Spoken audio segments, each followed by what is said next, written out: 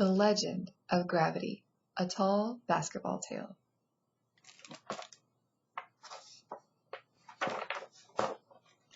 I've heard you young folks talking about who is the best ball player to ever grace the court, like that King James someone or other.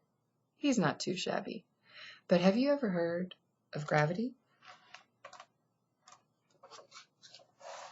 No, not gravity, the centrifugal force pulling us to the center of the earth. I'm talking about gravity, the greatest ball player to ever lace up a pair of sneakers. Never heard of him? Well, pull up a chair and let me bend your ear for a minute with the legend of gravity. One sunny afternoon in June, the 29th to be exact, Liquid was in the middle of one of his lessons, trying to teach a new move to sky high and left to right. Now old Liquid was talking, dribbling faster with his mouth than with the ball. He hated to be interrupted, but that's when this lanky, knobby-kneed, kind of awkward new kid strolled onto the playground court. He wore baggy shorts hanging down to his knees, and he had waves so tight it would make you seasick. He asked if he might join us in a 3-on-3. Liquid, a bit fed up with the audacious interruption, tossed the ball at the new kid. The boy caught it as though it were an intended pass rather than an outright assault. It spun on his finger. He dribbled it between his legs, then proceeded to run circles around left to right and Liquid, and leaped gracefully into the air over sky high. Now, sky high wasn't called sky high for nothing. When he jumped, he looked like he could touch the clouds. But this new kid cleared sky, flipped the ball behind his own back, through his legs, and kept going. Everyone stood there for a moment with their mouths hanging wide open. When he snapped out of it, Sky sputtered, "He's on my team."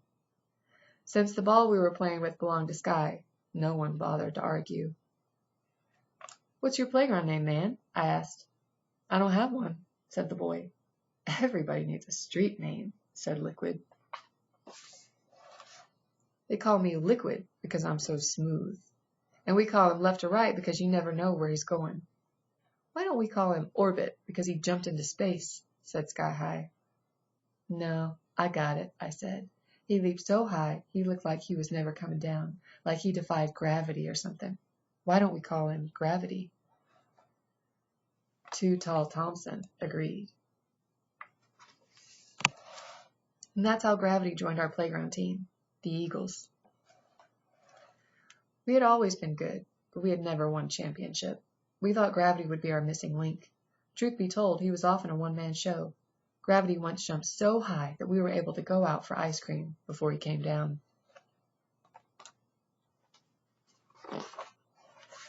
Ballers from across the city started coming around, trying to challenge Gravity. In one game, he scored 150 points. Oh, you're not impressed? You should be. Gravity scored all those points in the first quarter. He left the game early, something to do with babysitting his sister. That summer, Gravity had us believing that no team, nowhere, could beat us. We ruled the blacktop courts in the Hillside Projects where we lived. We played all day and all night, and even after church on Sundays. Some days we walked, rode bikes, or took the bus so we could go to other courts in other neighborhoods and beat other teams. Our winning streak got longer as the summer was coming to an end, and everyone was looking forward to the best of the best, Milwaukee's biggest and baddest pickup basketball tournament. Although we had dreams of winning it one day, we never believed we could. Not until we had Gravity. The weekend before the best of the best, we had a team meeting to work out a strategy. In 5 seconds flat, we agreed our only hope was getting the ball to Gravity and letting him do the rest. And sure enough, Gravity was amazing, dribbling behind his back, between his legs, and even off the backboard. Gravity made plays no one had ever seen before. He ran the offense like magic, lobbing passes from out of nowhere, and leaving us shocked to find the ball in our hands for an easy layup. He was turning every game into a highlight video. Gravity's legend grew from Friday to Saturday as we plowed down one team after another. Thanks to Gravity, we made it all the way to the finals on Sunday. Of course, the East Side Flyers made the finals too, like they had for 10 years in a row. From Park Lawn to West Lawn, Garfield Park to Mayflower Court, the Flyers were the best b-ball players in the whole city.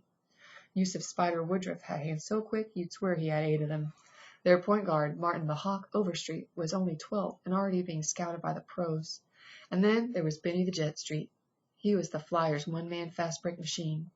We once watched Richard Deepwater Brown put away 14 threes in a single half. Their center, Lyle the Giant Harris, stood 6 feet 7 inches tall. On game day, it seemed the whole city had come to watch. The Flyers formed a circle, piled their hands on top of one another, and said, 1, 2, 3, victory! We were so intimidated, we decided to do the same, so we huddled up on the sideline and said the obvious, 1, 2, 3, gravity! At first, the Flyers matched us point for point. As I went for a layup, Lyle the Giant slapped my shot in the opposite direction, and the Jets scored 2 points with a short jumper.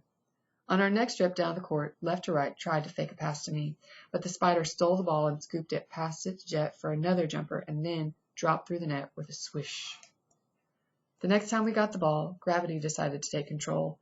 When the Flyers surrounded him on defense, Gravity zipped a pass to Sky High, who drove to the basket but ran straight into the Hawk. The referee whistled a foul charge against us. By halftime, we were tied 42-42, and Gravity was out of breath, exhausted. We needed a different strategy to win. Gravity never talked much. His game did all the talking for him. But what he said to us that day not only changed the game, it changed our lives. I can't win this game, Gravity said, but we can. He looked at Liquid and said, Man, you flow like water. It's time for you to turn on the tap full blast. Gravity moved to Sky High. You have hops like no other guy on the court. Why aren't you flying to the basket? Left to right. With your killer crossover dribble, people can't tell if you're coming or going. And you too tall. Just get in the way. Finally, focused on me. Now, I'd never had a nickname, but when Gravity said, I'm gonna call you Butta.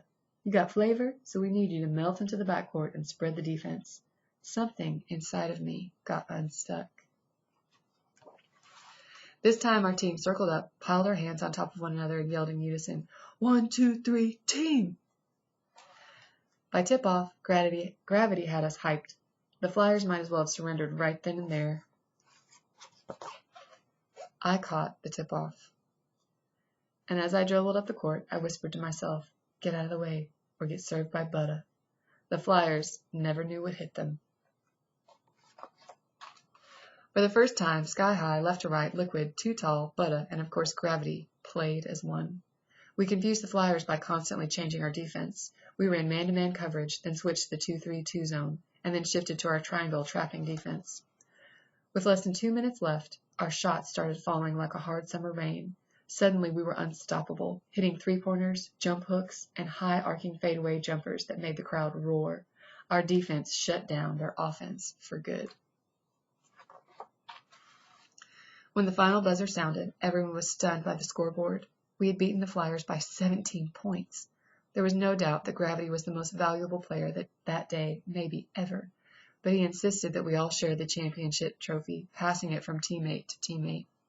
25 years later, we still do.